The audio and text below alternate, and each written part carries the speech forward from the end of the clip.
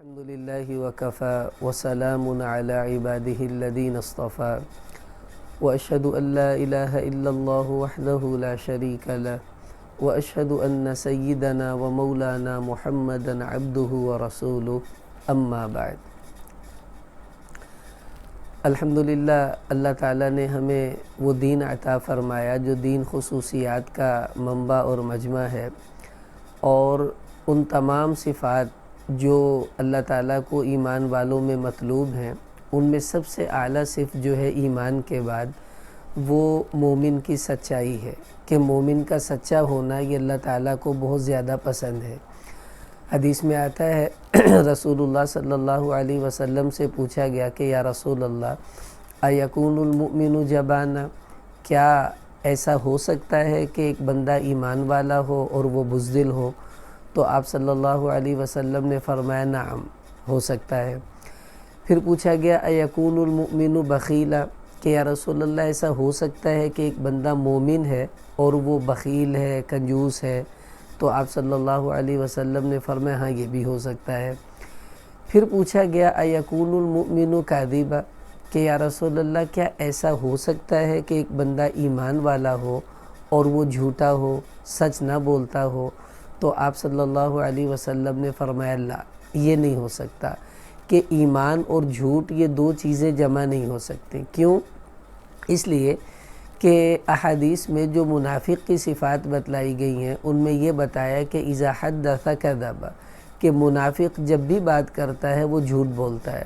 تو پتہ چلا مومن سچا ہوتا ہے، منافق جھوٹا ہوتا ہے، اور یہ نہیں ہو سکتا کہ ایمان والا جھوٹا ہو۔ اب الحمدللہ پوری دنیا کے مسلمانوں میں ان صفات کا ہونا اللہ تعالیٰ کو یہ مطلوب ہے، لیکن جو غیر مسلم اسلام دشمن لوگ جس طرح اور بہت سی سازشیں مسلمانوں کے خلاف کرتے ہیں، ان کی سازش کا ایک محور یہ بھی ہوتا ہے کہ وہ ایمان والوں میں جو صفات مطلوب ہیں اللہ تعالیٰ کو، ان صفات کو ایک ایک کر کے ختم کرنا شروع کر دیں۔ میڈیا کے ذریعے بے حیائی پھیلائی تاکہ ایمان والوں میں حیا ختم ہو جائے، جو کتنی بڑا ایمان کا ایک شعبہ ہے۔ اسی طرح سچائی ایمان کا ایک بہت بڑا حصہ ہے۔ اب اس سچائی کو ختم کرنے کے لیے بڑی بڑی کوششیں کی گئیں، ان میں ایک بڑی کوشش جس کو اپریل فول کہا جاتا ہے یہ بھی اسی کا ایک حصہ ہے کہ اس دن ساری دنیا کے کافر ایک دوسرے سے جھوٹ بولتے ہیں، جھوٹے مزاح کرتے ہیں، ایک دوسرے کو پریشان کرتے ہیں، جس کے نتیجے میں وہ ایک دوسرے کو پریشان کر کے خوش ہوتے ہیں۔ اب اگر مسلمان بھی انہی کی دیکھو دیکھ جھوٹ بولے گا، ایک دوسرے کو پریشان کرے گا، تو وہ جو ایمان والی صفات اللہ تعالیٰ کو مطلوب تھی وہ اس کے اندر سے رفتہ رفتہ نکلنا شروع ہو جائیں گے۔ اب اپریل فول ہوتی کیا ہے، اس کے بارے میں بہت سی باتیں تاریخ میں منقول ہیں کہ اس کی وجہ کیا ہے، یہ کہاں سے شروع ہوئی۔ دو باتیں جو زیادہ اہمیت کی حامل ہیں، جن کو علماء نے زیادہ ترجیح دی ہے، ان میں سے ایک تو یہ کہ ان لوگوں کا عقیدہ یہ تھا، جو پہلے گزرے لوگ جن سے یہ ابتدا ہوئی ہے، وہ یہ کہتے ہیں کہ بھئی اپریل سے پہلے جو ہے تقریباً مارچ کے مہینے میں موسم کی تبدیلی شروع ہو جاتی ہے، 25 مارچ کے بعد۔ اب موسم بدلتا ہے تو کبھی سردی لگ رہی ہے تو کبھی گرمی لگ رہی ہے، تو نہ پوری سردی ہے نہ پوری گرمی ہے۔ تو وہ یہ کہتے ہیں کہ قدرت ہم سے مذاق کرتی ہے تو ہم بھی لوگوں سے مذاق کریں گے۔ تو یوں وہ لوگ اس موسم کی تبدیلی کو قدرت کے مذاق پر محمول کر دیتے ہیں، اور اسی وجہ سے وہ کہتے ہیں جب قدرت مذاق کرتی ہے تو ہم بھی ایک دوسرے سے مذاق کریں گے۔ حالانکہ قدرت کیا ہے، وہ تو اللہ کی ذات ہے، اور اللہ تعالیٰ کی طرف مذاق کی نسبت کرنا اور اس طرح کے امور کی نسبت کرنا یہ تو خود ایک بہت بڑا گناہ اور ایسا گناہ ہے جو انسان کو کفر میں داخل کر دیتا ہے۔ تو ایک وجہ تو یہ ہے۔ دوسری وجہ جس کو زیادہ ترجیح دی گئی ہے اور یہی زیادہ راجح قول ہے کہ اپریل فول کی ابتدا یہ واقعہ ہے۔ ہوا کیا، یہود نے عیسیٰ علیہ السلام کو پکڑا، جو ان کی کتابوں میں لکھی ہوئی بات ہے، اور یہ انسائکلوپیڈیا جو ہے اس کے اندر اس کو نقل بھی کیا گیا۔ تو وہ ان کو لے گئے ایک عدالت کے اندر اپنے سرداروں کے پاس، وہاں کیس پیش کیا، چونکہ وہ یہود عیسیٰ علیہ السلام کو نبی نہیں مانتے تھے، تو وہ ان کو تکلیفیں دینے پر تلے ہوئے تھے، حتیٰ کہ یہ بھی کوشش کی کہ ان کو پھانسی دے دی جائے، لیکن اللہ تعالیٰ نے ان کو زندہ آسمانوں پر اٹھایا۔ تو ان کی کتابوں میں یہ لکھا کہ وہ لے گئے عیسیٰ علیہ السلام کو سرداروں کے پاس، انہوں نے کہا بھی یہ کیس فلاں عدالت میں لے جاؤ، مثلاً وہ عدالت ملتان میں ہے تو وہاں لے جاؤ بھائی۔ وہاں گئے تو ملتان والے جج نے کیس سنا، وہ کہتا ہے آپ یہ کیس لاہور کی عدالت میں لے جائیں۔ اب پھر سفر کر کے وہاں پہنچے، اس نے کہا آپ ملتان لے جائیں، پھر ملتان گئے، اس نے کہا آپ لاہور لے جائیں۔ تو بار بار عیسیٰ علیہ السلام کو عدالتوں کے چکر جان بوجھ کے لگوائے گئے، یہ ان سے مزاح کیا گیا، استہزاء کیا گیا، انہیں پریشان کیا گیا۔ پھر یہ بھی ان کی کتابوں میں لکھا ہے کہ عیسیٰ علیہ السلام کی آنکھوں پر پٹی باندھ دی گئی، اور کوئی آدمی ادھر سے تھپڑ مارتا، کوئی ادھر سے مارتا، اور کہتے کہ تم کہتے ہو میں نبی ہوں تو بتاؤ وہی سے تمہیں یہ تھپڑ کس نے مارا ہے۔ تو یہ جو کچھ عیسیٰ علیہ السلام کے ساتھ ہوا، یہ تھپڑ والا مزاح اور یہ سب کچھ، یہ اپریل کی پہلی تاریخ تھی، 1 اپریل تھی۔ تو اس لیے وہ لوگ اس دن کو اپریل فول کے نام سے مناتے ہیں کہ اس دن ہم نے نعوذ باللہ اللہ کے ایک نبی کو بے وقوف بنایا، ان کے ساتھ مذاق کیا وغیرہ وغیرہ۔ اب یہود تو چلو یہ کرے کیونکہ ان کا تو شیوہ ہی رہا ہے نبیوں کو قتل کرنا، پریشان کرنا، اور اگر وہ یہ کام کرتے تب تو کوئی دکھ کی بات نہیں تھی۔ دکھ یہ ہے کہ وہ عیسائی جو عیسیٰ علیہ السلام کو اپنا نبی مانتے ہیں، حتیٰ کہ اتنی محبت کا دعویٰ کرتے ہیں کہ ان کو اللہ کا بیٹا بنانے کو بھی تیار ہے، وہ بھی اپریل فول میں ان کے ساتھ شریک ہوتے ہیں، کیسے افسوس کی بات ہے۔ اور اس سے بڑھ کر وہ مسلمان جو تمام انبیاء کو اپنے سروں کا تاج مانتے ہیں، ان کی عزت کو اپنے ایمان کی دلیل سمجھتے ہیں، اگر وہ بھی اس رسم میں شریک ہو جائیں تو بتائیں کتنے بڑے افسوس اور دکھ کی بات ہوگی۔ اب یہ اپریل فول صرف ایک رسم نہیں ہے بلکہ بہت سے گناہوں کا مجموعہ ہے، اور ایسے ایسے گناہ جو صریح کبیرہ گناہ ہیں اور انسان کو اللہ کی نگاہوں سے گرا دینے والے ہیں۔ مثلاً سب سے پہلا گناہ جو اس رسم میں ہوتا ہے وہ تشبہ بالکفار اور یہود اور نصارہ ہے، کہ ہم وہ کام کرتے ہیں جو یہود و نصارہ کر رہے ہیں۔ اب نماز میں تو ہم روزانہ کہتے ہیں غیر المغضوب علیہم ولا الضالین، کہ یا اللہ تو ہمیں نہ یہودیوں کے راستے پر چلانا، نہ عیسائیوں کے راستے پر چلانا، ہمیں تو سیدھا راستہ دکھا دے۔ ادھر یہ دعا مانگتے ہیں اور ادھر 1 اپریل کو انہی یہود و نصارہ کے طریقے پر چلتے ہوئے ہم اپریل فول منا رہے ہوتے ہیں۔ تو یہ کتنی دو رنگی ہماری کیفیت ہے کہ ادھر اللہ سے مانگا کہ ان کے راستے پر نہ چلا، اور سلام پھیرتے ہی اپریل فول میں ہم شریک ہو جائیں گے۔ تو ایک تو تشبہ بالکفار، اور صحیح بخاری میں روایت ہے آپ صلی اللہ علیہ وسلم نے فرمایا کہ من تشبہ بقوم فہو منہم، کہ جو آدمی جس قوم کی مشابہت اختیار کرے گا وہ انہی میں سے سمجھا جائے گا۔ ایسا نہ ہو کہ ہم خدا نخواستہ ان کی مشابہت میں ان رسومات کو اپناتے رہیں اور قیامت میں اللہ تعالیٰ کہیں ہمیں انہی کے ساتھ نہ کھڑا کر دیں۔ اس لیے مسلمانوں کو اس رسم بد سے اپنے آپ کو دور رکھنا چاہیے۔ تو ایک گناہ تو یہ تشبہ بالکفار ہے۔ دوسرا گناہ اس میں جھوٹ ہے، کہ اس دن سب ایک دوسرے سے جھوٹ بول رہے ہوتے ہیں، بھئی تمہارے ابا کا ایکسیڈنٹ ہو گیا، تمہارا یہ نقصان ہو گیا، تمہاری دکان کو آگ لگ گئی، بعد میں پھر کہتے نہیں ہم نے تو اپریل فول منایا تھا۔ جھوٹ بولا جاتا ہے، اور جھوٹ کتنا سخت گناہ ہے۔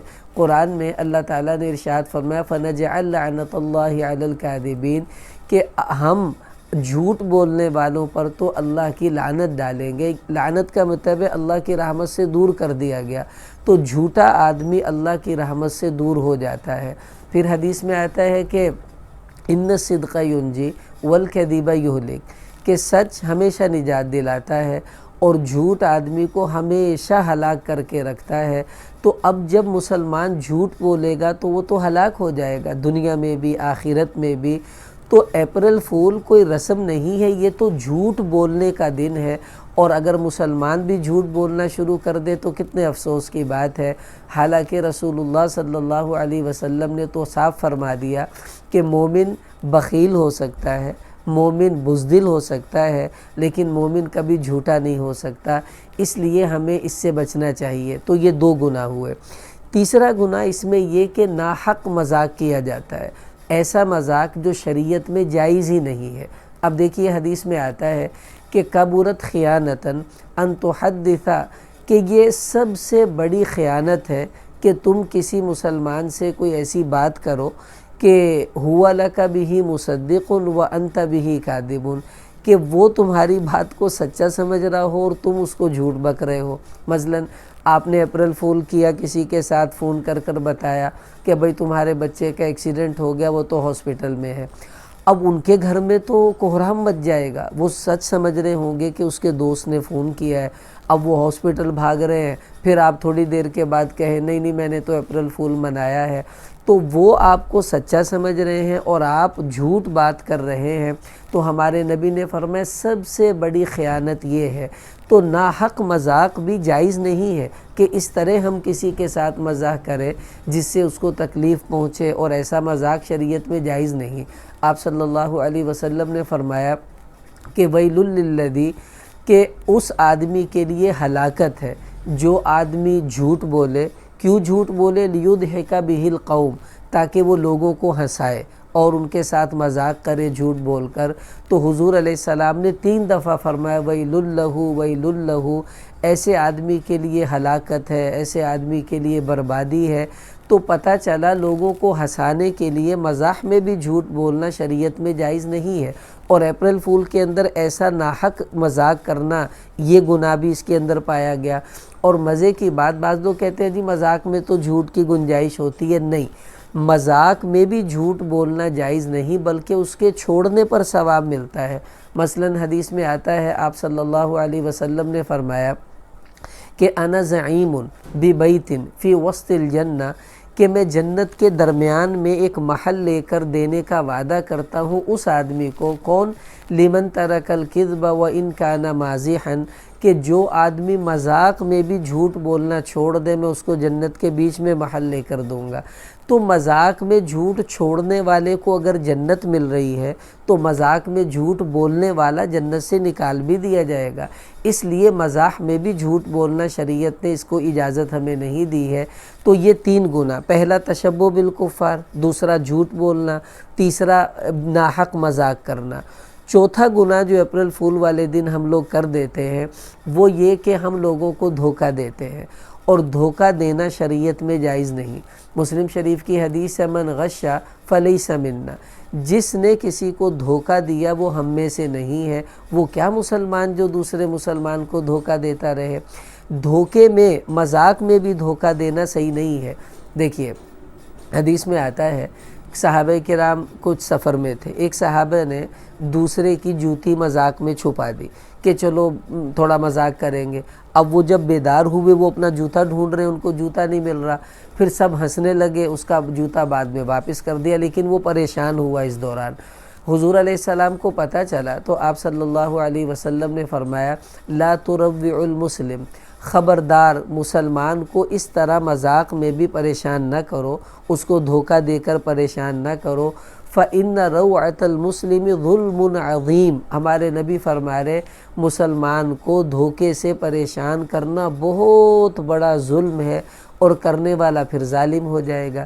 تو گویا اپریل فول منانے والا خائن بھی بن جاتا ہے، ظالم بھی بن جاتا ہے، جھوٹا بھی بن جاتا ہے، کافروں کے راستے پر چلنے والا بھی بن جاتا ہے، اور ایک بڑا گناہ ایذائے مسلم بھی اس دن پایا جاتا ہے۔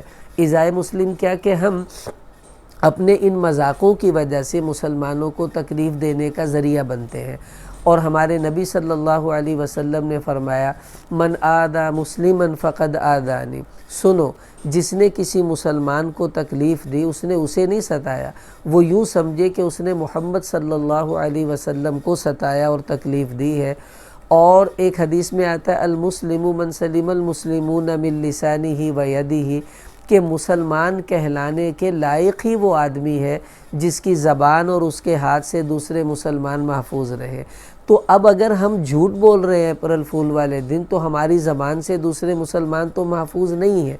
اور اس سے بڑھ کر ترمذی میں ایک حدیث آتی ہے، آپ صلی اللہ علیہ وسلم نے فرمایا ملعون من ضار مؤمنا او مکر بہ، کہ وہ آدمی اللہ کی رحمت سے دور ہے، وہ ملعون ہے جو کسی ایمان والے کو تکلیف دے یا اس کے ساتھ کوئی چال بازی کا کام کرے۔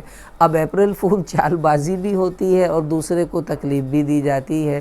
دیکھیے یہ اللہ کا شکر ہے، الحمدللہ علماء کی محنت سے اب اللہ تعالیٰ نے ایسا ماحول بنا دیا کہ لوگ سمجھنے لگ گئے کہ یہ اچھا کام نہیں ہے۔